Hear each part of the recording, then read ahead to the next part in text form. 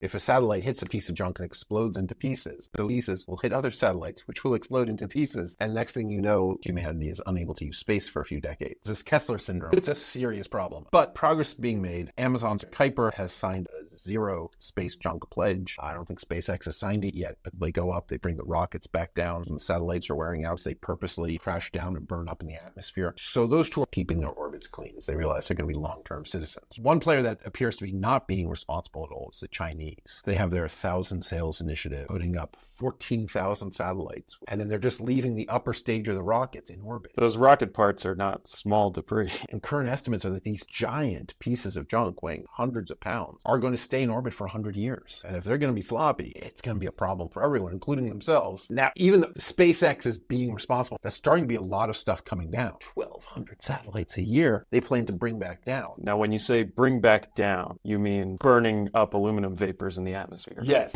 What satellite does is it saves a little bit of rocket fuel to actually slow itself down. Once it slows itself down, it drops into a lower orbit where there's more friction from the air, and then it slows down more and drops faster and faster and ends up burning up, coming down. Which means, as some people have pointed out, they're leaving vaporized aluminum in the ozone layer. What does that do? Nobody knows. Maybe it's good. I doubt it, though. There's also some concerns. There's so many coming down. At what point do they become endangered airplanes?